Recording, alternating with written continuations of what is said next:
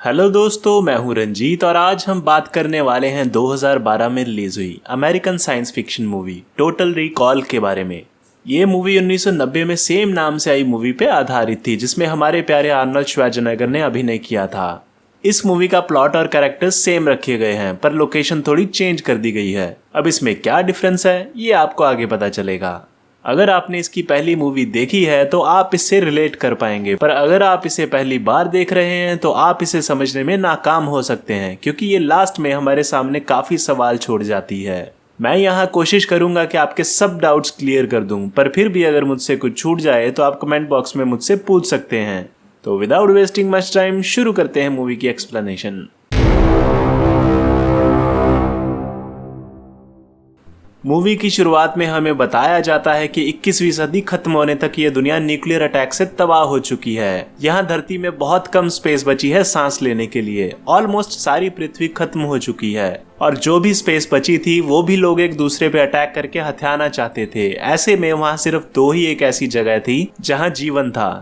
एक ब्रिटिश राज्य में जिसे यूएफबी मतलब यूनाइटेड फेडरेशन ऑफ ब्रिटेन कहा गया है, और दूसरी ऑस्ट्रेलिया रीजन में जिसे कॉलोनी कहा गया है। कॉलोनी में सब वर्कर लोग रहते थे जो रोज काम करने यूएफबी जाया करते थे, और इन दोनों जगहों को आने जाने के लिए वो एक एलिवेटर दी फॉल का इस्तेमाल करते थे, जो पृथ्वी की कोर से होता हुआ इन दोनों हिस्सों को जोड़ता था। अब यहाँ हम देखते हैं डगलस क्वाड को, जो एक लड़की के साथ भाग रहा था, जिनका पीछा कुछ पुलिस वाले और रोबोट्स कर रहे थे। कुछ देर पीछा करने के बाद डगलस को पकड़ लिया जाता है और लड़की भाग जाती है। अब इससे पहले आगे कुछ हो, उसकी नींद खुल जाती है और यहाँ हमें पता चलता है कि वो एक सपना देख रहा था और उसे रोज इसी तरह के सपने आते थे जिसमें वो एक सीक्रेट एजेंट होता था। खैर, अब हमें यहाँ पता चलता है कि वो कॉलोनी में अपनी बीवी लॉरी के साथ रहता था, जो 7 साल से शादीशुदा थे, और उसकी बीवी वहाँ पुलिस में काम करती थी और वो यूएफबी में रोबोट्स बनाने का। वो अपने फ्रेंड हैरी के साथ रोज उस एलिवेटर से यूएफबी जाया करता था। अब यहाँ रास्ते में वो रिकॉल कंपनी का एड देखता है। एक्चुअली वो कंपनी लोगों के दिमाग में आर्टिफिशियल मेमोरीज इम्प्लांट करती थी, मतलब वो लोगों को ऐसे सपने दिखाती थी मानो वो हकीकत हो। और मजे की बात तो ये थी कि आप अपनी मर्जी से सपने में कुछ भी बन सकते हैं। वो अपने दोस्त हेनरी से इस बारे में बात करता है, पर वो कहता है कि इस सब से दूर ही रहो। अब यहाँ फैक्ट्री में काम करते वक्त उसका कोवर्कर उसे रिकॉल के बारे में बताता है कि वहाँ जन्नत है और खुद भी वहाँ वो 3 बार जा चुका है। इतना कहकर वो उसके हाथ में एक कार्ड थमाता है और कहता है कि मैक से मिलना। यहाँ पीछे न्यूज में हम देखते हैं कि कुछ आतंकवादी संगठन शहर में हमला करते हैं, तो क्वाड के कंपनी वाले उससे एक एग्रीमेंट साइन करवाते हैं, जिसमें लिखा होता है कि वो रोबोट्स कैसे बनाते हैं वो उसकी जानकारी किसी को नहीं देंगे और ना ही वो किसी पॉलिटिकल मूवमेंट में शामिल हैं।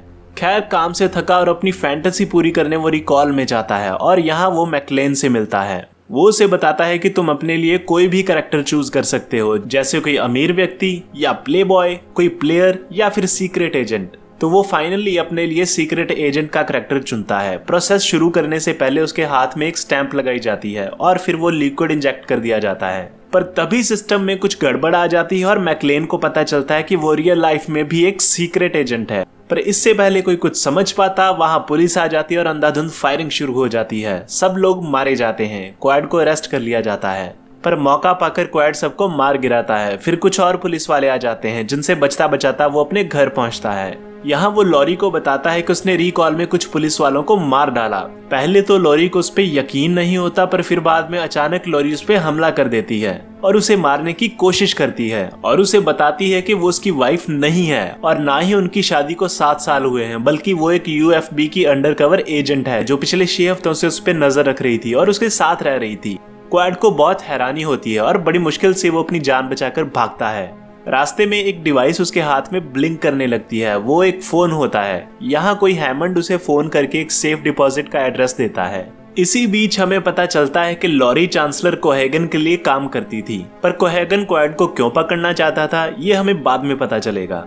उधर क्वाड जब वो सेफ डिपॉजिट को खोलता है तो उसमें उसे कुछ पासपोर्ट, पैसे, एक डिवाइस और उसी के द्वारा रिकॉर्डेड एक मैसेज मिलता है, जिसमें वो खुद को कहता है कि मेरा चेहरा बदल दिया गया है और यादें मिटा दी गई हैं। फिर वो उसे घर का एड्रेस देकर वहां जाने के लिए कहता है। अब चूंकि पुलिस उसके पीछे पड़ी थी तो क्वाड भेस बदलकर यूएफबी में जाने की कोशिश करता है। पर रास्ते में उसकी पोल खुल जाती है और पुलिस वाले उसके पीछा करने लगते हैं। यहाँ मेलिना उसकी जान बचाती है। ये वही लड़की थी जिसे वो अक्सर अपने सपनों में देखा करता था। आगे वो मेलिना के साथ उसी एड्रेस पे पहुंचता है जहाँ घर की तलाशी लेते वक्त उसे एक और हिडन मैसेज मिलता है जिसमें उसे पता चलता है कि उसका असली नाम कार्ल हाउजर है, एक हाईली स्किल्ड एजेंट जो चांसलर कोहेगन के लिए काम करता था। उसका मिशन था बागियों में घुसकर उसके सरदार मैथियास को मारना। पर जब उसे पता चला कि वो गलत लोगों के लिए काम कर रहा है तो उसने ऐसा नहीं किया। फिर उसकी मुलाकात मेलिना से हुई जिसने उसे समझाया कि उनकी लड़ाई जायज थी और कोहेगन अपने मतलब के लिए बागियों को मरवाना चाहता था और वो जानबूझकर अपने ही लोगों पर अटैक करवाकर बागियों का नाम लगाता था ताकि वो रोबोट्स की एक फौज बनाकर कॉलोनी पे हमला करके उनकी जमीन पे कब्जा कर सके। ये सब पता चलने पर उन्होंने उसे पकड़ लिया और उसके दिमाग में क्वाड की फॉल्स मेमोरीज भर दी। पर यहाँ वो बताता है कि उन रोबोट्स को खत्म करने का एक कोड है जो उसने देख लिया था और जो अब भी उसके दिमाग में है, पर वो बागियों के सरदार मैथियास से मिलने के बाद ही रिकवर किया जा सकता था। अब यहाँ उसे ये भी पता चलता है कि मेलिना उसकी गर्लफ्रेंड थी और दोनों के हाथ पे गोली का सेम निशान था जो उन्हें तब लगी थी जब उनका पीछा किया जा रहा था और जो सपने उसे बार बार आते थे वो उनके साथ रियल में हो चुका था। अभी वो बातें कर ही रहे होते हैं कि पुलिस वाले उन्हें घेर लेते हैं। यहाँ हैरी आता है और उसे विश्वास दिलाता है कि वो अभी भी रिकॉल के एक सपने में ही है और ये सब जो उसके साथ हो रहा है ये उस सपने का ही एक हिस्सा है और इससे बाहर निकलने का एक ही रास्ता है कि वो मेलिना को मार दे। यहाँ वो देखता है कि लॉरी एज ए वाइफ उसका बाहर वेट कर रही होती है। एक बार तो वो हैरी की बात को सच मान लेता है और मेलिना पे बंदूक तान देता है, पर तभी मेलिना के आंख में आंसू देखकर वो समझ जाता है कि हैरी उससे झूठ बोल रहा है, तो वो हैरी को शूट कर देता है और यहाँ से भाग जाता है। पुलिस और लॉरी उनका पीछा करते हैं पर वो उन सब से बचते बचाते एक रेलवे स्टेशन तक पहुंच जाते हैं जहां वो ट्रेन में बैठकर बागियों के अड्डे तक पहुंचते हैं जो शहर से बहुत दूर होता है। यहाँ सब लोग क्वाड को हाउजर के नाम से जानते थे और उससे मिलने के बाद बहुत खुश होते हैं। यहाँ उसे पता चलता है कि मेलिना मैथियास की ही बेटी है और फाइनली वो उनके सरदार मैथियास से मिलता है जो उसकी याददाश्त लाने में और वो कोड निकालने में उसकी मदद करता है। उनके पास भी वैसी एक मशीन होती है जैसी रिकॉल में थी, तो जब वो प्रोसेस को चालू करते हैं तो उन्हें पता चलता है कि वो कोड वाली बात एक साजिश थी जो कोहेगन ने जानबूझकर उसकी मेमोरी में डाली थी ताकि वो मैथियास के अड्डे तक पहुंच सके। दरअसल मैथियास शहर से दूर उस इलाके में छिपा था जहां कोई जनजीवन नहीं था और आज तक किसी को भी उसके अड्डे का पता नहीं था, पर क्वाड की मदद से अब उसे उनके अड्डे का पता चल चुका था। इससे पहले कोई कुछ समझ पाता, कोहेगन और उसके आदमी वहां हमला कर देते हैं जिसमें मैथियास और उसके आदमी मारे जाते हैं। क्वाड और मेलिना को बंदी बना लिया जाता है और कोहेगन कॉलोनी और मैथियास के बाकी अड्डों पर हमला करने का ऑर्डर दे देता है। अब यहाँ कोहेगन रिवील करता है कि मेलिना के साथ प्यार करना, अपनी याददाश्त मिटाना और मैथियास को पकड़वाना ये सब हाउजर का ही प्लान था और वो खुद ये प्लान लेकर कोहेगन के पास आया था। पर अब क्वाड की मेमोरी उस पर हावी होने के कारण क्वाड किसी भी बात को सच नहीं मानता, तो कोहेगन फिर से उसे इंजेक्शन लगाकर क्वाड की मेमोरी मिटाकर अपनी लॉयल एजेंट की मेमोरी वापस लाने का प्लान बनाता है। पर इसी बीच हैमंड उसकी भागने में मदद करता है और इस सब में हैमंड मारा जाता है। कोहेगन मेलिना को अपने साथ ले जाता है और सब सैनिकों और रोबोट्स की फौज लेकर एलिवेटर से कॉलोनी जाने के लिए रवाना हो जाता है। उधर क्वाड भी उन्हें रोकने के लिए एलिवेटर में पहुंच जाता है और उसके हर एक हिस्से में टाइम बॉम्ब लगा देता है। वो छुपता छुपाता उस कंपार्टमेंट तक पहुंच जाता है जहां मेलिना को रखा गया था। वो सब गार्ड्स को मार गिराता है और मेलिना को आजाद करवाता है। अब यहाँ काफी देर दोनों में फाइट होती है और फाइनली वो द फॉल के ऊपर पहुंच जाते हैं जहां कोहेगन और उसके आदमी उसे पकड़ लेते हैं, पर मेलिना मौका पाकर भाग जाती है। इतने में द फॉल एलिवेटर कॉलोनी तक पहुंच जाता है और सब रोबोट्स को शहर वासियों को मारने के लिए प्रोग्राम किया जाता है। यहाँ कोहेगन और क्वाड का आमना सामना होता है जिसमें हाथापाई के दौरान कोहेगन क्वाड पे भारी पड़ जाता है और उसे मारने ही वाला होता है कि एलिवेटर में लगे बॉम्ब ब्लास्ट हो जाते हैं जिससे कोहेगन का ध्यान डाइवर्ट हो जाता है और क्वाड मौका पाकर कोहेगन को जान से मार देता है। इतने में लिफ्ट भी नीचे गिरने लगती है और दोनों लिफ्ट से छलांग लगा देते हैं जिसमें क्वाड बेहोश हो जाता है।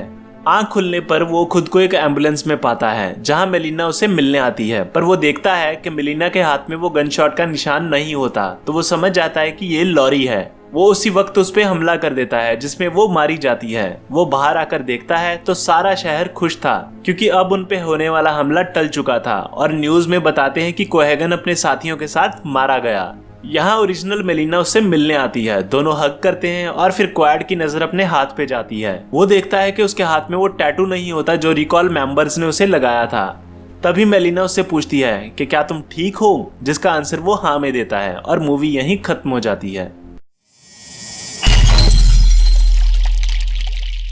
अब ये मूवी देखने के बाद आपका दिमाग जरूर चकराया होगा, क्योंकि ये हमें एक ऐसे मोड़ पे लाकर छोड़ देती है जिसका कोई आंसर ही नहीं, और ना ही मूवी में इसके बारे में कुछ क्लियर किया गया है। दरअसल ये उन मूवीज में से एक है जिसमें डायरेक्टर ऑडियंस के दिमाग के साथ खेलता हुआ उन्हें एक भ्रम में छोड़ देता है, जिससे हमें सच और झूठ का पता ही नहीं चलता, और लास्ट में जो हमारे पास बचता है वो होता है एक सवाल, जिसका आंसर देने की हम यहाँ कोशिश करेंगे।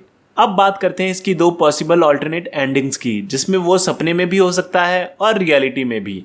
अब एक थ्योरी के अकॉर्डिंग ये सारी मूवी एक सपना थी, एक फैंटेसी, क्योंकि जब वो रिकॉल में गया था तो उसने अपने लिए सीक्रेट एजेंट का करैक्टर चूज किया था, और वहां आने से पहले उसने एक न्यूज देखी थी जिसमें कुछ बागियों ने शहर पे हमला किया था। तो हो सकता है वही सोच उसके दिमाग में हो और उसने वो सब कैरेक्टर्स डेवलप कर लिए हों। इसकी पुष्टि उसके हाथ पे बना वो टैटू करता है, जो लास्ट सीन में उसके हाथ से गायब हो जाता है, क्योंकि वो अभी भी सपना ही देख रहा था और सपने में वो कुछ भी सोच सकता था, और रियलिटी में टैटू गायब होने का कोई मतलब ही नहीं बनता था। अब हमारे अकॉर्डिंग भी ये मूवी एक सपना थी, क्योंकि जब से वो उस चेयर पे बैठता है उसके बाद से जो घटनाएं उसके साथ होती हैं उनका कोई डेफिनेट रीजन समझ नहीं आता। जैसे उनके हाथ में वो बुलेट के निशान, क्वाड के कोवर्कर का स्पाई होना, और जो कुछ भी उसने वहां देखा वो उसकी रियल लाइफ की लेफ्ट ओवर मेमोरीज होंगी जो उसने वहां आने से पहले एक्सपीरियंस की थी। एडिशनली कॉलोनी को खत्म करने का आइडिया बेकार था, क्योंकि यूएफबी से कॉलोनी आने के लिए सिर्फ एक ही रास्ता था, वो लिफ्ट, जिसमें 17 मिनट का टाइम लगता था। अब सपोज अगर वो रोबोट्स का एक बैच कॉलोनी में भेजते तो कॉलोनी के लोग बड़ी आसानी से उनको खत्म कर सकते थे, और मोर ओवर वो लिफ्ट को उड़ाकर हमले को रोक सकते थे। अब ये सब चीजें कोई सपने में ही सोच सकता था, एक्चुअल में ये सब होना संभव नहीं था।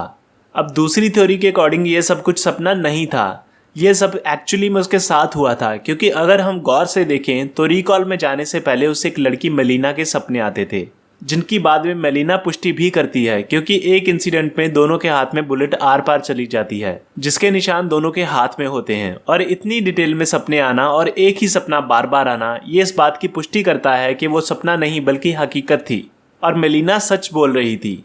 दूसरी बात, काम करते वक्त जब एक कोवर्कर उसे रिकॉल के बारे में बताता है तो उसका फ्रेंड हैरी उसे वहां जाने से रोकता है, और ये दोस्त मूवी में एक सीक्रेट एजेंट दिखाया गया है। मतलब उनको पता था कि अगर वो रिकॉल में गया तो उसकी मेमोरीज वापस आ सकती थी और उसे सच पता चल जाएगा, और ऐसा होता भी है। अब बात करें लॉरी की, तो एक मामूली मजदूर की बीवी इतनी सुंदर कैसे हो सकती है, ये बात मानने में नहीं आती, और इस बात की पुष्टि लॉरी बाद में करती भी है जब वो उसे बताती है कि वो एक सीक्रेट एजेंट है जो उस पर नजर रखने के लिए उसके साथ रह रही थी। और मूवी के लास्ट में उसे रिकॉल का एडवर्टीजमेंट दिखाई देता है। अब मान लो कि अगर वो रिकॉल के सपने में होता तो क्या उसे उनका ही ऐड दिखाई देता, और अगर हाँ तो क्या क्वाड वो ऐड देखकर सपने से जाग ना जाता। ये सब चीजें हमें सोचने पे मजबूर कर देती हैं। अब आप बोलोगे कि फिर उस टैटू का क्या हुआ जो उसके हाथ में था, वो कैसे गायब हुआ? तो मेरा मानना है कि वो कोई परमानेंट टैटू नहीं था, वो बस एक स्टैम्प थी। जैसे कि आप लोग जानते हैं कि कॉलोनी में हरदम बारिश होती रहती थी, तो हो सकता है कि टाइम के साथ और बारिश के साथ वो मिट गया हो।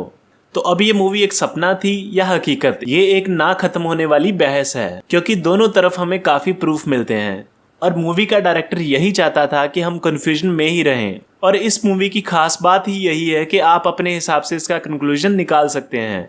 उम्मीद है एक्सप्लेनेशन समझ में आई होगी। बाकी इसमें आपकी क्या राय है, आपको कौन सी थ्योरी ज्यादा रियलिस्टिक लगती है, मुझे कमेंट बॉक्स में जरूर बताना। तो इसी के साथ आज की वीडियो रैप करते हैं। अगर वीडियो अच्छी लगी तो इसे लाइक करें, शेयर करें और सब्सक्राइब करें, और मैं मिलूंगा आपसे ऐसी किसी और मजेदार वीडियो में। तब तक के लिए बाय बाय।